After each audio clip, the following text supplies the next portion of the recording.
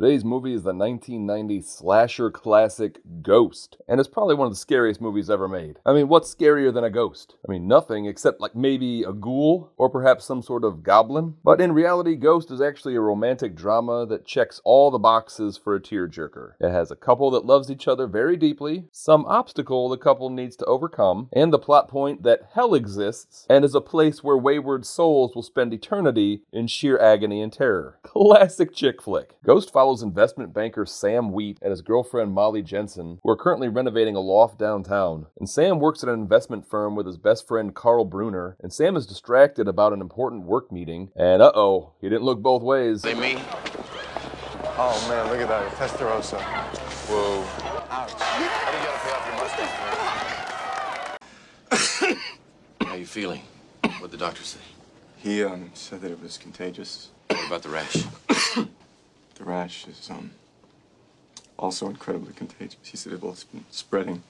On your genitals again? Yeah, right on the genitals.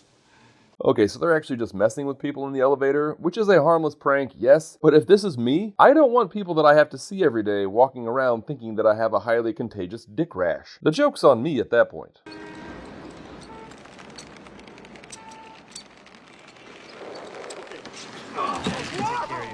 Oh, whoa, here we go. Yeah. Should we help him? No, this is his destiny.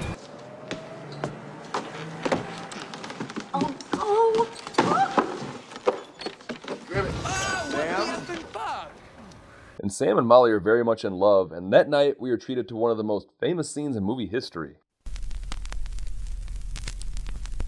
One is a beauty and one is a beast. They're gonna come together and have a feast. Candles, clocks, and cups that speak. What should we do? Let me handle it. What do you want? Shit. Your wallet. Give it. You son of a bitch!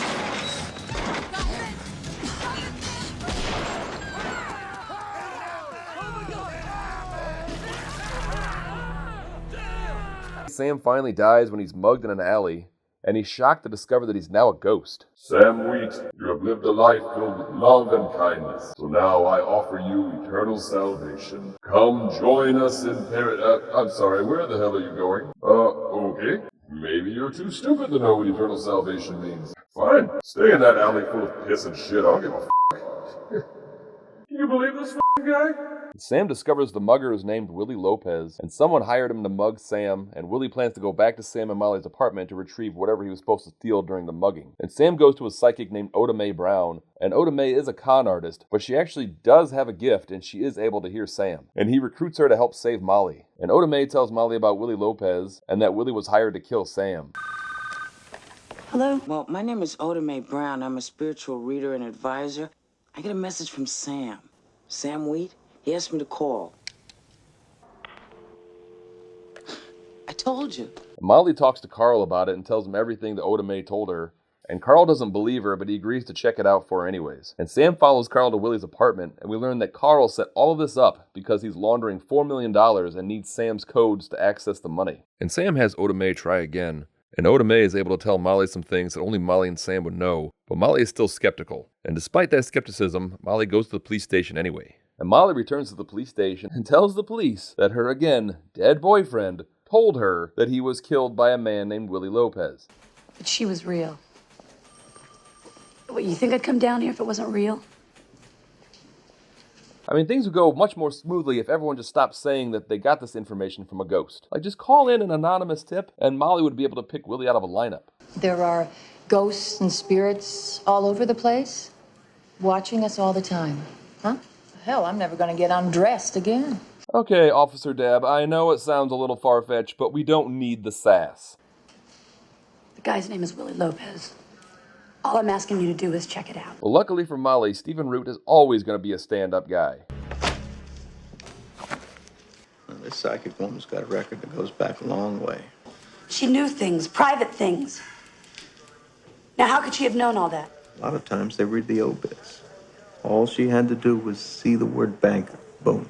Oh, no, not you too. I vouched for you, man. So while Molly is having the phrase, "a ghost told me," added to a police report, Carl breaks into the apartment to find the access codes and is finally able to get into the account. Carl Bruner, More like Carl Boner. And Carl needs to transfer $4 million for the mob, and his cut is only $80,000. Such a boner move. And then this absolute boner fart goes to Molly's apartment to vent. And then on top of it is stuff at work. I mean, they've given me my own accounts, which is good, but I just haven't really had time to adjust. The love of her life was just murdered, but yes, she's very sorry that you're having work problems.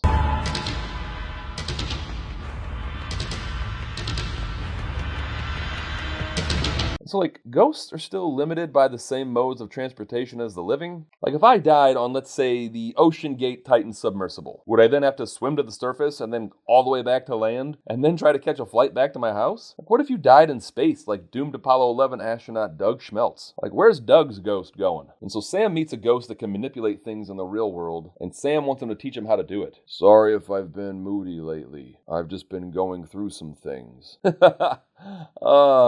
Oh shit, that's not Stephen Wright. And now I feel the need to be pedantic for the first time ever on this channel. So Sam can't move things with his hands, and he walks through walls, but like, he can walk upstairs and sit on things. So like, his feet and ass don't really seem bound by the ghost constraints. Like, if you can walk on the solid floor, it stands to reason that you could also kick stuff. Like, if I was a ghost, I would just be drop kicking everything and everyone. Like, I would constantly drop kick the tombstone of that long dead piece of shit Jake Springer. And I wouldn't have to worry about Jake's ghost bullying me, because he's definitely in hell for numerous reasons, but probably the main reason he's roasting in eternal hellfire, because of the time that Jake asked me to go in on a group Halloween costume with him and his buddies for school. He said that we were dressing up as He-Man characters, and they wanted me to be He-Man because Jake said, and I quote, "You're the strongest of all of us, buddy. I mean, look at those guns." I should have known that he was messing with me. Because lo and behold, Halloween comes, and not a single person in the entire school was dressed up. And I was left to spend all day wearing fur underwear, and they wouldn't let me go home. But since the dress code stated I wasn't allowed to be shirtless, I had to wear the lunch lady's workout tank top all day. Rest in piss, Jake. Rest in piss. Sam finally learns how to move stuff, and then he and Oda Mae begin the elaborate Ocean's 11 style heist of the $4 million. Actually, it's 1990, so it's not that elaborate. Oda Mae just prints up a fake ID saying that she's Rita Miller, and she just has to sign a couple forms and then walks out. And then Sam makes her donate all the money to a local church. And meanwhile, Carl is freaking out because the account is now empty. Yoo-hoo! Like that right there. I really feel like Sam probably could have done that this whole time. Sam then starts to mess with Carl on just the oldest computer ever. Like, that's the computer where you would play Oregon Trail and Number Munchers. Carl learns that Oda Mae was the one who stole the money, and he tells Sam that he'll kill Molly if Oda Mae doesn't return it. And Carl and Willie race to Oda Mae's to kill her, and Sam whoops the shit out of Willie and causes them to run into oncoming traffic, and he gets hit by a car and dies. Hey there, bud. Name's Toby. Here to take you down to, let's see, where you going? I'm just kidding. You're going to hell.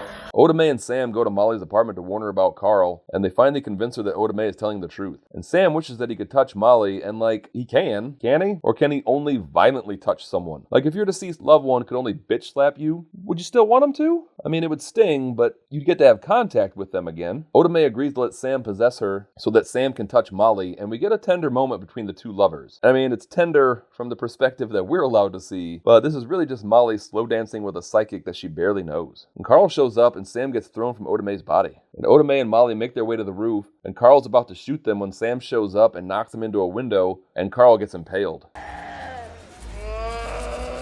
Alright, who do we got here? Carl Boner? That's a terrible name. Oh, you're probably worried about these little freaks? Don't worry about that. Their job is just to continually eat your ass, but not in the fun way. So Carl is in hell, where all investment bankers end up, and Sam gets called up to heaven again. Okay, Sam Wheat, do not jerk me around this time. My son Toby said you brought him a lot of business today, so I'm doing you a solid. So get your my damn ass up here now. Time is money. Chop chop. Oh my meat. Let's go! For f***'s sake. Man, God's kind of a jerk in this movie.